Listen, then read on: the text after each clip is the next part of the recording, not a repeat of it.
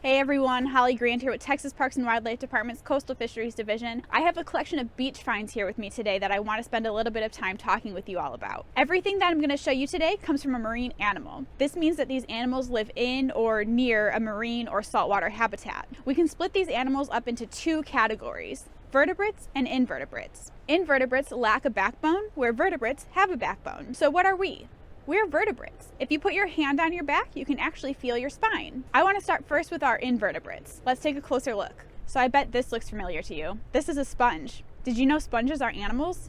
Sponges can be found in most areas of the ocean. They can be found in shallow water, but also at depths up to about 30,000 feet. Some prefer to grow in warm, tropical water, while others can be found in icy, cold water near the poles. Sponges are filter feeders. They'll actually pull water in through these larger holes and then push them out through the smaller holes. And in the process of doing that, they're able to filter out small little particles of food. Most of the sponges that you use at home, they're synthetic sponges or man-made sponges. However, you can purchase natural sponges that came straight from the ocean. These natural sponges are used a lot in crafting projects, but also for bathing. This is another critter you guys might be pretty familiar with. A starfish, or a sea star. Starfish move by pumping water through their tube feet. And if we flip this one over here, we can get a really good look at some of those feet. So while we're looking at the underside of this starfish, let's take a look at its mouth. Its mouth is located right at the center of its body. When a starfish is hungry and it finds food, it actually takes its whole stomach out of its body, it eats, and then it puts its stomach back in when it's done. I don't know about you guys, but I'm very glad that we don't eat the same way starfish do. Some of the most sought after and most common beach finds are shells. Before these shells wash up on the beach, they're homes to different animals. There are two kinds of shells that I want to talk about today. The first type of shell belongs to snails. Animals like snails and slugs are gastropods, but snails specifically have a coiled shell that they can close themselves into. I have one very special snail shell that I want to show you guys today. This is the state shell of Texas, the lightning whelk. So this shell is pretty big. It's about 10 inches or so, but they can get to be a little bit bigger than this one here. Adult lightning whelks, like this one here, will lay their eggs on the sandy bottom of the Gulf of Mexico. Let's take a closer look at these egg cases. So here's a small section of a lightning whelk egg case. These egg cases can be up to 33 inches in length, and there can be as many as 150 of these little capsules. Each capsule contains between 20 and 100 eggs, but only about 8 to 13 of these eggs will actually hatch. So what I'm going to do is I'm actually going to shake this egg case around a little bit, and I want you guys to listen really closely for me. See what you can hear.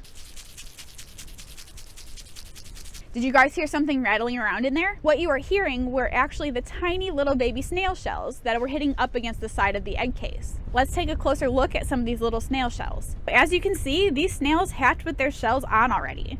They grow their shell by adding more calcium in a spiral pattern. So if we take a closer look at our adult snail again, and take a close look right at this very tip here, this is where the baby snail shell would have started. And as it grows, it adds on more and more of these layers. So although you can find hermit crabs in shells like these, the hermit crabs do not build these shells. These shells are built by the snails. And when the snails die, the hermit crabs take that opportunity to use their shells for their own protection. Here are a few other examples of snail shells that are commonly found along the Texas coast. The second type of shell that I want to talk about today are called bivalves. Bivalves are animals that have two halves of a shell held together in the middle by a hinge. So you can make this shape with your hands by putting your wrists together and cupping your hands. Now imagine that each of your hands is one half of the shell, and the hinge is where your wrists touch. Examples of bivalves include scallops, oysters, mussels, and clams. I want to give you guys a little bit more information about the animal that lived in this shell in particular.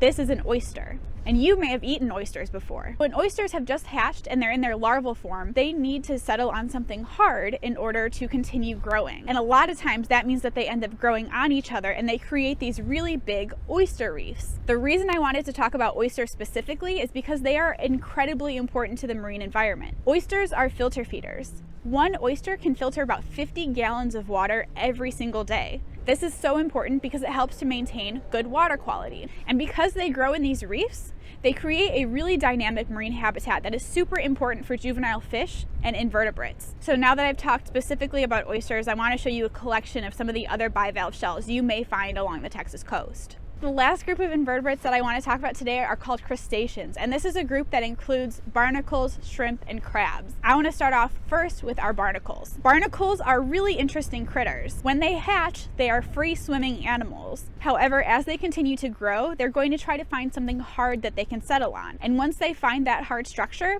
they're there for the rest of their lives. These hard structures can be anything from oil platforms to driftwood or even marine debris or plastic bottles that are floating in the ocean. As adults, barnacles are filter feeders. You're going to see that happening in this video. These barnacles are attached to a snail shell with a hermit crab inside. So let's take a look at some shrimp next. There are so many types of shrimp in the ocean. Some species you may have even eaten before. So shrimp and crabs are both decapods, which means that they have 10 legs. But if we take a closer look at the shrimp, you'll notice that they actually have additional appendages. These are called swimmerets. These are primarily used to help the shrimp swim in the water. So I mentioned that crabs are also decapods, which means that they also have 10 legs, but they don't have those swimmerets like the shrimp do. So I actually have two blue crab models here with me today. One is a male and the other is a female.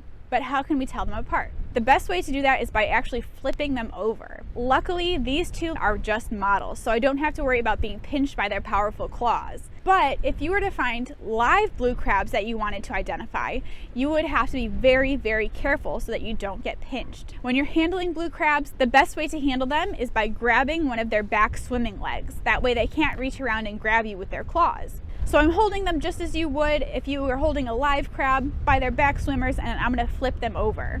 So now that I've flipped them over, let's take a closer look at their abdomens, or this section here. You'll notice that one has a very narrow abdomen and the other one is much wider. It's almost a triangle in shape. The crab with the narrow abdomen is our male crab, and the one with the wide abdomen is our female crab. But if you don't want to get that close to a live crab, and I don't blame you if you don't want to, you can also typically tell the difference, especially with adult blue crabs, based on the color of their claws. Let's take a closer look again at our two crabs here. What do you notice about the claws on these crabs? What color are they? The female has orange or red-tipped claws, and the male's claws are blue or green. So I showed you a small collection of some of the more common marine invertebrates that you might find here in Texas, and now I'm ready to talk about some of these vertebrates, or animals that have backbones. And I think the best way to start off with this is by talking about sharks. There are so many different types of sharks that live in the Gulf of Mexico. Sharks are cartilaginous fish, which means that their bones are made out of cartilage. So that's the same material that we have in our noses and in our ears. And if you feel your nose, feel your ears, you'll see how flexible this material is. And I actually have some shark vertebrae here with me today. This is pretty uncommon to find just washed up on the beach, but I thought it'd be really cool to show you, especially since we're talking about vertebrates now. Finding shark vertebrae washed up on the beach is going to be pretty difficult. However, finding shark teeth is a little bit more common. So sharks have multiple rows of teeth because they lose them often. You can see the multiple rows of teeth here on this shark jaw. When a shark loses a tooth, another one will move into place, almost like it's on a conveyor belt. But sharks aren't the only fish that we have in the Gulf of Mexico. We also have a different type of fish called bony fish. The bones of these fish are made out of calcium instead of cartilage. This group of fish includes pretty much any other fish that you can think of besides sharks, stingrays, and skates. The first bony fish that I want to show you is our alligator gar, and he's actually been sitting behind me this whole time. Alligator gar are a very common freshwater fish. However, you can also find them in estuaries, or where the freshwater and saltwater meet. These fish can get to be really, really big. The Texas state record was caught back in 1951, and the fish weighed about 250 pounds. Gar have really thick scales that are almost like armor, and that helps to protect them from predators. Their scales are a lot thicker than other fish scales, as you can see here. So I just showed you my alligator gar skull, and I want to show you another type of fish skull. This one is from a hardhead catfish. These skulls are pretty common finds here along the Gulf. And what I'm going to do is I'm actually going to shake this one around a little bit, and I want you guys to listen again really, really closely. Did you hear anything? What do you think that was? What you were hearing inside of the hardhead skull was called an otolith.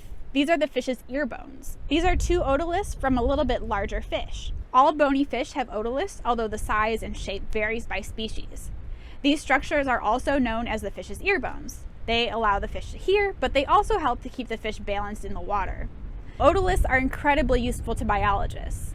They have rings similar to tree rings that scientists can use to count to figure out how old the fish was at the time that the otolith was extracted. This helps us to make informed decisions on what fishing regulations should look like. I just have a few more bones that I want to show you guys today, and these are the vertebrae from different bony fish. I figured since I showed you guys the shark vertebrae, it only made sense that I also show you some fish vertebrae. I have a few different types of bones here, and I don't know what fish these came from, but you can see that they all have a fairly similar shape. Before we completely wrap up here today, I do have one more topic that I want to talk about, and that is marine debris. Marine debris is any type of litter that ends up in our oceans, and it's a big problem for a few different reasons. One of those reasons is the impact that it has on our coastal wildlife. Coastal animals may become entangled in things like discarded fishing gear, which can cause injury or even death to some of these animals. Here are 3 spider crabs that appear to have gotten tangled in some fishing line. They likely died as a result of this. There are some animals that may also end up ingesting or eating some bits of plastic too. So for example, sea turtles. Some species of sea turtles love to eat jellyfish. However, when they see something like a plastic bottle floating in the ocean, to them, they can't differentiate between a plastic bottle and a jellyfish. So unfortunately, a lot of these sea turtles end up eating bits out of these plastic bottles and bags. Turtles can't digest these things, so they may end up getting very sick after eating them. You can see all of the bite marks taken out of this bottle here. These are all from sea turtles. So what can you do to help? Luckily, there's a few different things that you can do to help reduce the amount of plastic that ends up in the ocean. You can properly dispose of your trash. You can make sure that things end up in a trash bin or a recycle bin whenever possible. You can pick up any trash that you find outside. You can do this on your own, with your family, or participate in a larger organized cleanup event. To find information about these cleanup events, check with your local organizations. You can also limit your use of single-use plastics. Reusable water bottles and grocery bags are 2 pretty easy swaps.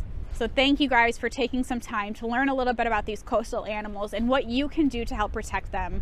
I hope I get to see you guys again soon. Bye.